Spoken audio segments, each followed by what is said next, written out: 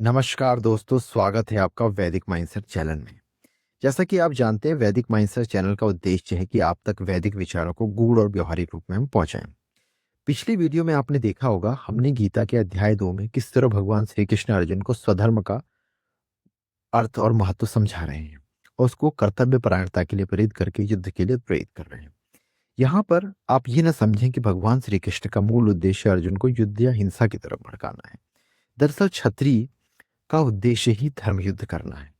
और भगवान श्री कृष्ण ये अच्छी तरह जानते हैं कि दुर्योधन और जो कौरव सेना है वो अधर्म के पक्ष में खड़ी हुई है। इसलिए वो अर्जुन को उनके विरुद्ध युद्ध लड़ने के लिए कह रहे हैं। हमारे जीवन में कई बार गलत व्यक्ति गलत तरीके से जीवन में कर्तव्य का पालन करते हैं और हमारे पास एक संशय उत्पन्न हो जाती है कि हमें मारे ना मारे, इनके विरुद्ध युद्ध करें ना करें। तो उस संशय को हमें दूर करना चाहिए और अपने कर्तव्य का पालन करना चाहिए। वही हमारे जीवन का एक उद्देश्य होना चाहिए। यही यहाँ पे भगवान श्री कृष्ण अर्जुन को बता रहे हैं। आज हम चर्चा करेंगे उसी अध्याय 2 की, कुछ और विस्तृत चर्चा करेंगे। इसमें भगवान श्री कृष्ण अर्जुन को कर्मयोग का भी और ज्ञान दे रहे हैं। वो ऐसा कहते भी हैं। अगर आप श्लोक नंबर 39 को देखें तो उसमें वो कहते हैं, ऐसा तेविता सांख्ये बुद्धि योगे तिमांग शृणु बुद्धिज्ञा युक्तो यथा पार्थो कर्म बंधन रहस्यासि।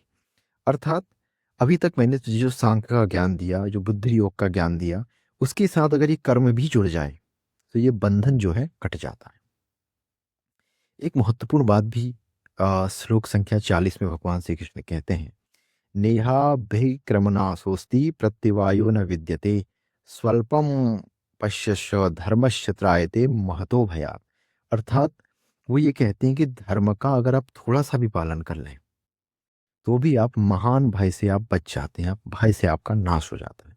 तो धर्म का पालन करना बहुत जरूरी है। एक और बात इसमें आई है, व्यवसायत्मिका बुद्धि एकेह कुरु नंदनो। अर्थात बुद्धि की एकाग्रता बहुत जरूरी है कर्तव्य के पालन करने में। तो एकाग्रता, कॉन्सेंट्रेशन और फोकस होने की बात भी यहाँ पे भगवान कह रहे हैं।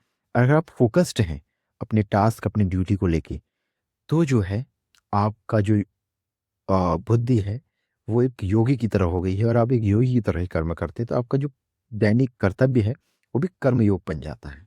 तो फोकस होने की बात यहाँ भगवान श्री कृष्ण कह रहे हैं अर्जुन से, क्योंकि अर्जुन भी फोकस्ड नहीं है, वो डिस्ट्रक्टेड है।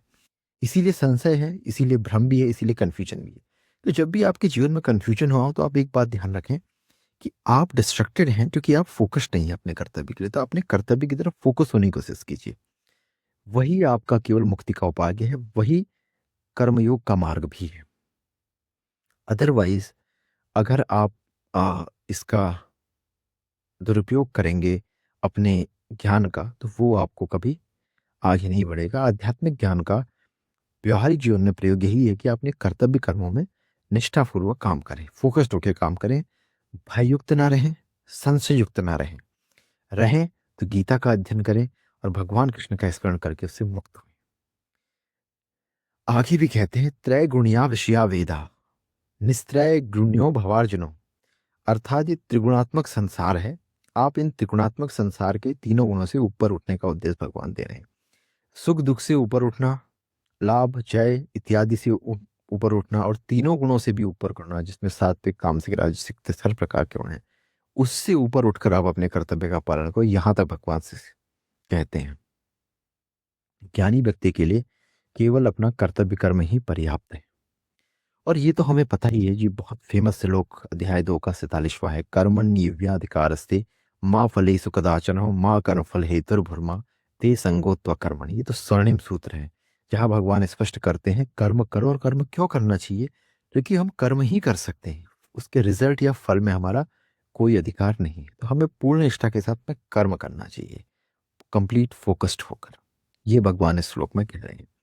इसके अलावा एक श्लोक और भी है जो 48 श्लोक है, इसकी जस पात का, योगस्थः कुरु कर्माणि संग त्यक्ता धनंजय समत्वम योग उच्यते वाला श्लोक ये है। अर्थात समत्व में रहकर आपको योगस्थ होकर अपने कर्म को कर्म से जुड़ा हुआ बंधन जो है वो हमें त्याग देना है, योग युक्त होकर कर्म करना है। तो हमारी बुद्धि शुद्ध होगी और बुद्धि के शुद्धि होने से जन्म बंधन कटेगा, अस्थित प्रज्ञा प्राप्त होंगी।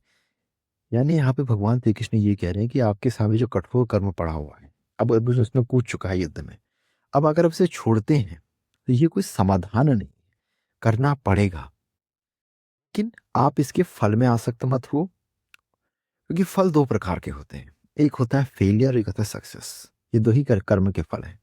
या तो अपने कर्तव्य कर्म में सफल होंगे और या आप उसमें असफल होंगे। आप दोनों का ही विचार ना करते हुए करते करिए, क्योंकि दोनों आपके हाथ में है नहीं। तो आप क्यों उससे अननेसेसरी आ सकते हैं कि क्या होगा और क्या नहीं होगा। आपके लिए तो जो कर्तव्य कर्म बन पड़ा है वो आप करिए। इसीलिए निष्काम कर्म योग और अकर्म की बात यहाँ पे करते हैं। लेकिन ये कर्म भी उसके लिए है जो धर्म के साथ है। ये उपदेश उन व्यक्तियों के लिए नहीं है जो अधर्म की तरफ है, जो सदाचार का पालन नहीं करते हैं, दुराचारी हैं, उनके लिए ये नहीं है। ये बात भी आप ध्यान रखें।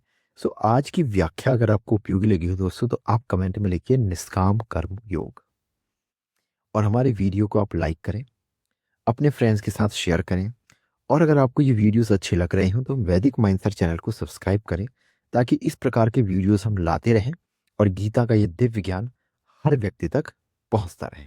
ओम शांति।